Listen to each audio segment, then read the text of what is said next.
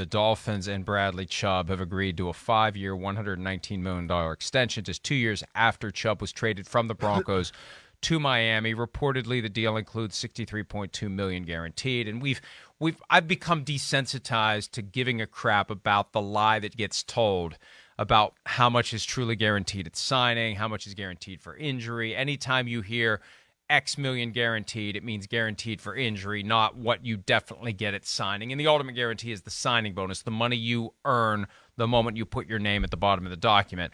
But regardless, Bradley Chubb gets his deal from the Dolphins. And Chris, the more I think about and the more I talk about the Broncos and Bradley Chubb, the new regime just decided they didn't want him. I think so. They didn't want him. I think He's so. a foundational piece. He's a lottery ticket that you scratched off and was a winner. And instead of paying him this deal, they trade him and get a first-round pick. And the Dolphins pay him this deal and give up a first-round pick to get him. Yeah, hey, listen, this is big money. It is.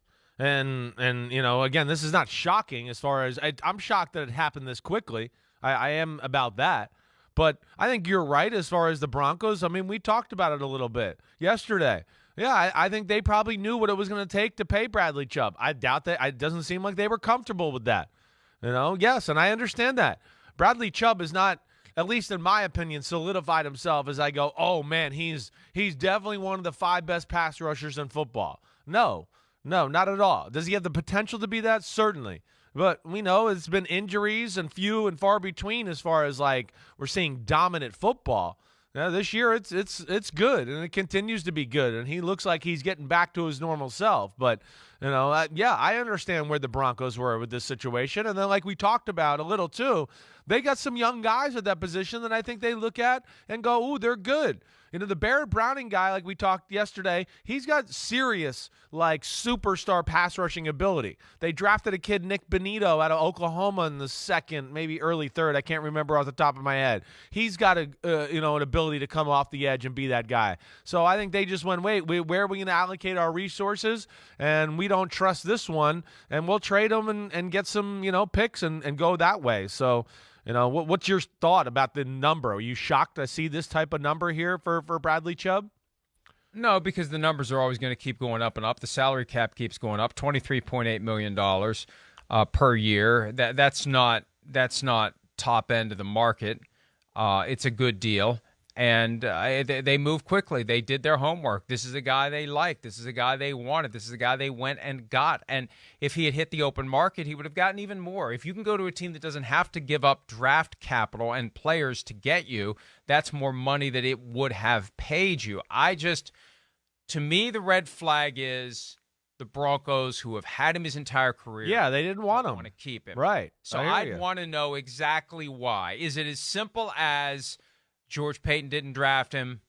Nathaniel Hackett doesn't really value putting a lot of money on a defensive player. He's more focused on the offense. The defense will be fine without him, whatever it is. But they had the bookends that we thought would be there for years to come, Von Miller and Bradley Chubb. And in consecutive years, they're traded at or about the deadline.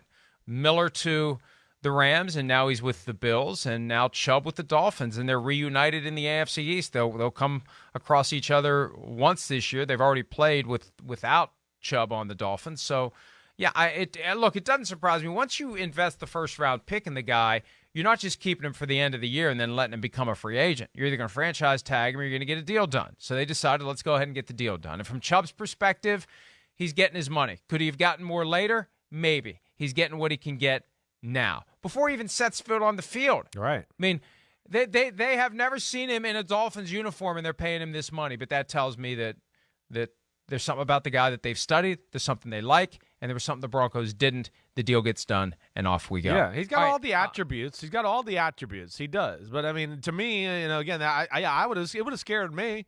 As 26 career stacks, and we talked yesterday, injured, a lot, 2 out of the last 3 years.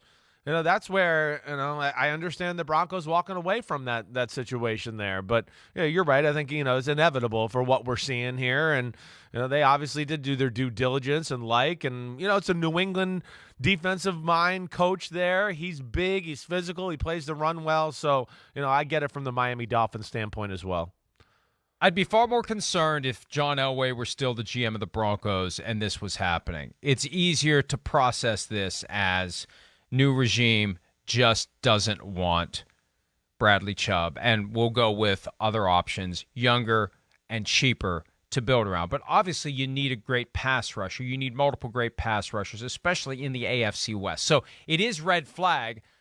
The Dolphins apparently resolved whatever concern they should have had, given the fact that the Broncos were willing to let this guy go in lieu of. It reminds me of Khalil Mack, the Raiders. You draft Khalil Mack, he becomes a great player for you, and instead of paying him and keeping him, you trade him in for more lottery tickets. No, when you scratch off a lottery ticket and it's a winner, you're supposed to keep it, not trade it in for more lottery tickets, because you don't know what that first-round pick's going to be. You know what Bradley Chubb is, and if you don't want him, if you'd rather have a new lottery ticket, that's where the concern comes from. Again, the Dolphins resolved it to do the trade, to do the deal, and now we see if Bradley Chubb works out for them on defense the way Tyreek Hill has worked out for them on offense, because they did the same thing. The Dolphins are this year's F them picks team, Chris. Yeah, well, their team is set up. It's ready. It's really just like it's rounding it out. It's icing on the cake, whatever. But, as far as what the team is, yeah, they got some spots where there's young talent there, and they're not going to have to pay them for, another 2 or 3 years throughout the roster. And that's where I think they can look at it and go, hey, let's spend some money here. It's an important position for us. And I think that's basically what it comes down to. There's not much they need when you look at them. They kind of got talent or established talent or young talent coming up the ranks in almost every spot on their football team. I mean, that's why we're all looking at them and talking about Super Bowl. And then with the Broncos, I think the thing is they're looking at it to the future going, wait, we got to probably pay some of these receivers here soon if we want to do that. We got to get a better offensive line. We're going to have to start spending that in the offseason for sure. We got to do that. Patrick Surtain is the best corner in football already. They're going to have to pay him like the best corner in football in the next year and a half, 2 years. That's coming. So maybe they look at it that way. And then, of course, what they're paying Russell Wilson on top of that. Guys like Draymond Jones are kicking butt for them. Are they going to have to give him a contract? I think there's, probably some things on their overall team radar where it didn't make sense for them financially either. Hi, it's Mike Florio. Thanks for watching PFT on YouTube. Hit subscribe for the latest news and analysis from Pro Football Talk.